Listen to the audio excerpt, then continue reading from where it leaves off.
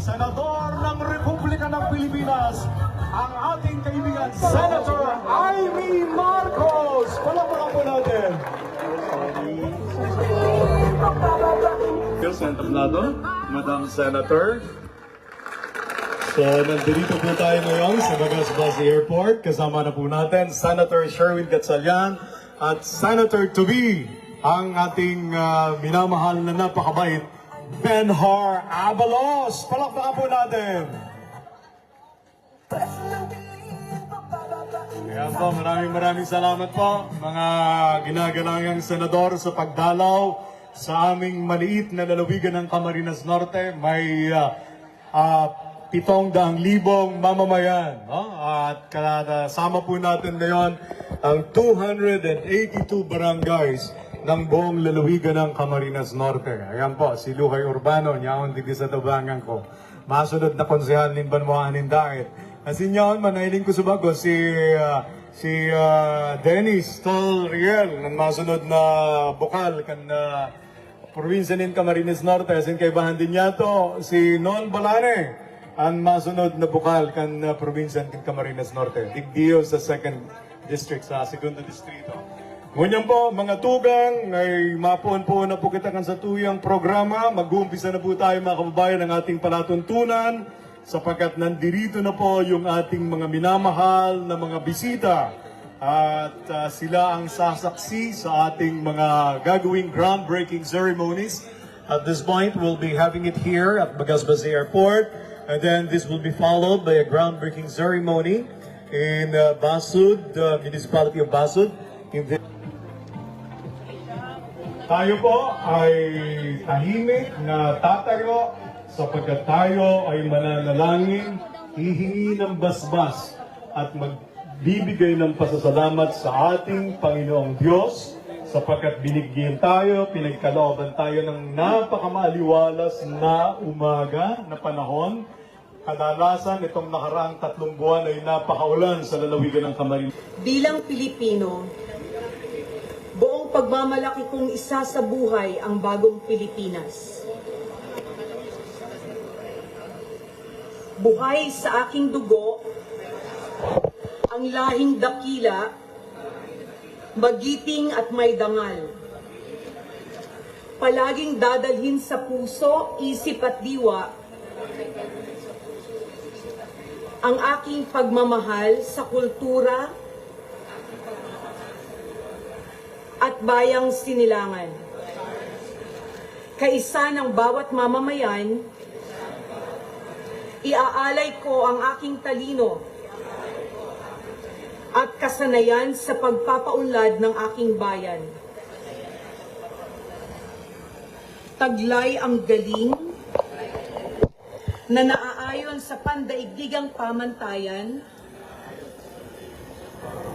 Magiging instrumento ako sa pagsulong ng kagalingan, karunungan at kapayapaan. Makikiisa at makikilahok ako sa mga adhikain ng pamahalaan. Dahil ang kaunlaran ay hindi lamang responsibilidad ng iilan. Isusulong at pangangalagaan ko ang karangalan, kalayaan, at interes ng aking bayang minamahal. Bilang Pilipino na may pagmamahal, pakialam at malasakit, hindi makasarili, kundi para sa mas nakararami. Tatahakin ko ang landas tungo sa isang bagong Pilipinas. Ibaba na po natin atin. And now, finally, this is about to take flight. For years, the dream of a local airport has been a beacon of hope for the people of Camarines Norte, promising enhanced connectivity, economic growth, and a brighter future for all. Today, the dream is becoming a reality. Of course, we would like to extend our heartfelt gratitude as Camnorteños to our visitors this morning. Madalas nakikita lang natin sila sa telebisyon, hindi natin sila nakikita personal. Na para lang mga artista, lagi lang sa sine. Ngayon po, they are here in flesh and blood upang magpaabot tayo ng ating malugdog at malalim na pasasalamat sa ating mga kaibigang senador na nandito ngayong umaga. Unahin ko po, palakpakan po natin, Senator Amy Marcos. Siyempre, nandito rin po, Senator Sherwin Gatchalian. Dating kalihim ng Departamentong Panloob at mga lokal na pamahalaan. Mga kababayan, Senator David Benhar Abalos. Palakpakan po natin. Siyempre, nandito rin sa entablado, mga kababayan, ang ating Area Manager of the Civil Aviation Authority of the Philippines, CAAP. Nandito po si Ma'am Cynthia M. Tumanut. Palakpakan po natin. At nandito rin po yung ating mga kaibigan, mga kakampi ng lalawigan ng Camarines Norte. Unahin po natin, Governor Dong Padilla, ang siyang nagpapagod sa lahat ng ito, halos sa araw-araw na ginawa ng Diyos. Nandito rin po yung ating kaibigan, Congresswoman Rosemary Panotes, nandito. At syempre pa, isang kaibigan ng mga Camnorteños doon sa unang distrito, sa primer distrito, din sa Tuyang Probinsya, mga kababayan, Congresswoman to be, Dr. Cathy Barcelona Reyes. Mga kababayan, ang palatuntunan pong ito ay hindi pa pagpapasinaya, kundi isang senyales ng isang mahaba-habang lakbayin upang bigyan tayo ng kaginhawahan sa ating paglalakbay, sa ating ekonomiya of the Philippines. ay may solusyon. Ladies and gentlemen, Senator of the Republic of the Philippines, muling ibabalik at iluluklok sa Senado, Amy Marcos! Palapakan mo natin! Marhay na aga sa Indogabos. Magandang umaga sa inyong lahat. Tuwan-tuwa ako makapiling kayo. At sa wakas, narito tayo sa ating airport. Talaga naman, ang laking kasiyahan. Mainit ang inyong pagtanggap. Mainit din ang panahon sa awa ng Diyos. Ramdam na ramdam ko ang inyong pagtanggap at kahit matagal na ako hindi numadalaw dito, andito na tayo sa airport. Nakakatuwang makita at makasama ngayong araw na ito. Isa pa sa mga kasamahan ko, mga kabaro ko, Happy Women's Month. Kumusta po kamo, gabos sa ating mga taga-Cam Norte. Ang ating minamahal, pinakamasipag na senador, Senator Wing Gatchalian. Ayan. Parati namin pinapakialaman ang kanyang love life. Yan lang ang chismis at tanging marites sa Senado. Si Secretary Benhar Abalos, ang bossing ng lahat. Ang ating pinakamamahal na Ricarte Dong Padilla, ang gobernador ninyo.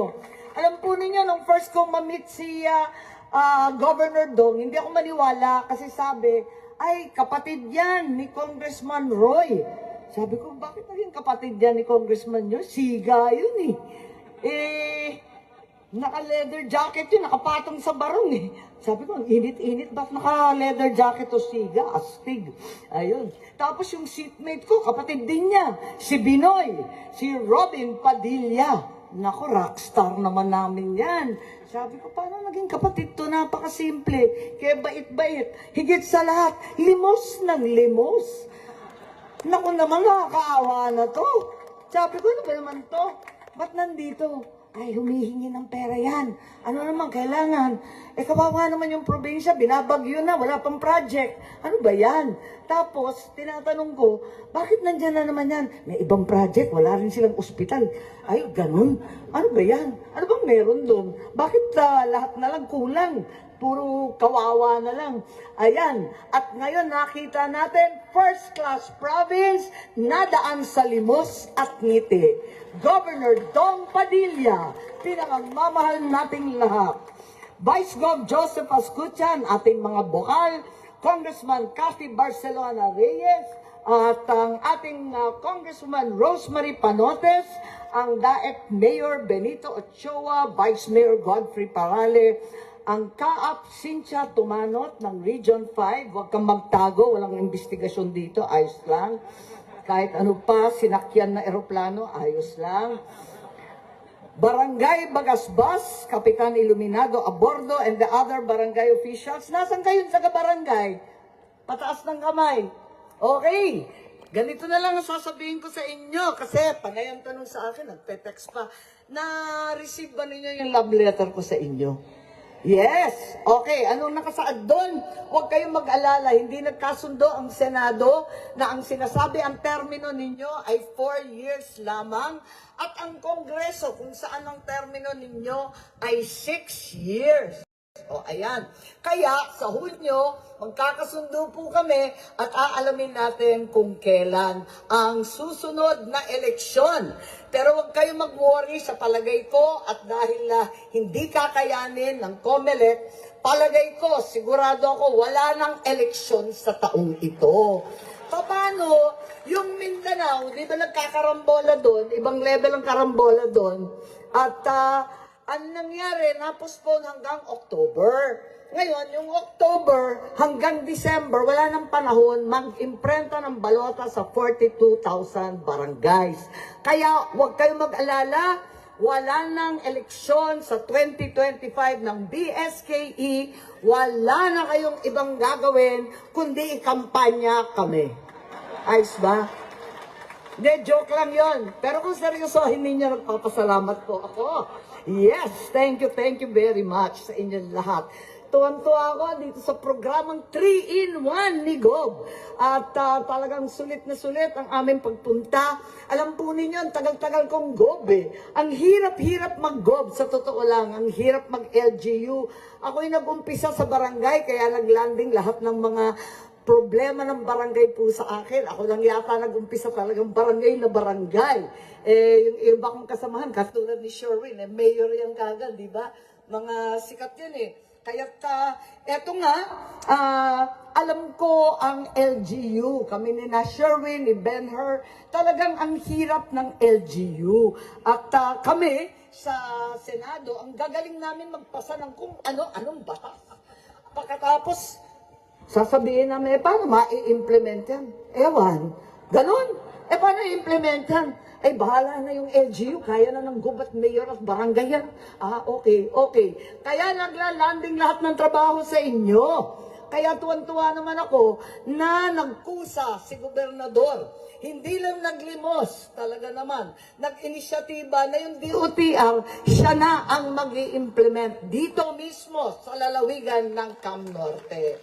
Magandang ideya yon dahil alam natin pag national government, yung mga nasasagasaan, ang totoo, ang national government may kabagalan. Isa pa, may kamahalan. Kaya bilang dakilang Ilocana, maganda talaga na yung province na lang ang gumawa. Pero maraming pa rin salamat sa DOTR, 217 million o at least panalo yon. So sana tuloy-tuloy ang pagpapalaganap ng turismo dito sa Cam Norte. Alam natin, napakagaganda ng beach. Ayan, may mga pinya pa, may kung ano-ano pang piyesta. Ang gagaling sumayaw at kumanta. At hindi naman mapuntahan. Sabi nga nila, ang daming maganda doon sa Daet. Ayan, maganda. Maganda yung beach, marasarap ang pagkain. Ang tanong, paano ba pumunta dyan? Kasi, nung last time ko pumunta rito, 2019, yung kasama ko yung mga hugpong, maayos pa yung airport. Ngayon, yung airport, wala na daw. Hindi na daw pwede yung airport. Sabi ko, paano tayo pupunta dyan? Pwede ba mag-tren? Hindi daw. Pwede ba mag-South Expressway? Diyos ko Lord, ang sabi sa akin, wag ka mag-South Expressway. Akala ko kasi, parang pupunta sa Ilocos. Yung North Expressway po, nakukuha namin, kahit halos 500 kilometers, nakukuha namin sa 8 oras. Nung nagtataka ako dito, mas maikli ito, nakukuha pala ninyo sa 15 oras. Totoo ba yun? May aksidente pa on the side? Naku po, terrible. Paano tayo lalaganap niyan? Kailangan tulungan ng Cam Norte. Huwag tayong papayag na ganyan. Tulungan ng Bicol. Naku, may bagyo na, may bulkan pa. Sira pa yung kalsada. Paano na lang? Yung tao na lang natira. Pambihirang buhay ito. Mabuti na lang, masipag naman talaga kayo. Kahit gumawa ng baby, gawa ng gawa, tuwing bagyo. Mabuti na lang. Kaya't eto nga, tuwan-tuwa ako dahil magkapareho po tayo ng panaginip. Kami nasa kabilang dulo ng Luzon, ng Norte, kayo sa kabilang dulo, sa South. Kaya, ang iniisip ko lagi, paano kaya maganda siguro yung panaginip na isang araw, yung tren, ayan, yung mahiwagang tren. Eto nga, wala na ngang airport noon. Yung expressway ninyo, walang kwenta. Pagkatapos yung ikatlo pa, nakaligtaan ng tren. Ano? Sabi, hindi dumadaan sa Camarines Norte, yung PNR. Pambira, isang buong lalawigan, nakalimutan. Huwag tayo pong papayag. Ang aking panaginip ay magkaroon ng express train, bullet train, ano nga yung bago? Hypersonic train, Lawag, Manila, Daet. O, di ba? O, di ba? Sosyal yun. Pwede na. Pwede nang ikarga ang pinya, ang bigas, ang kung ano-ano. Lahat ikasakay natin. Palagay ko naman, deserve na natin yan. Sa hirap ng inaabot ni Gobdon, sa sipag ng mga opisyalis natin, sa hirap ng kalagayan ng Cam Norte, tulungan naman natin. Deserve naman ninyo ang the service sa Senado. Deserve na deserve ninyo. Higit sa lahat, huwag ninyong kalimutan ano man ang problema, ay may solusyon. Ay may solusyon po. Sulit, Senador, 39 pesos. Sulit, Senador. Hindi ninyo makakalimutan sa inyong balota. Number 39. Maraming salamat.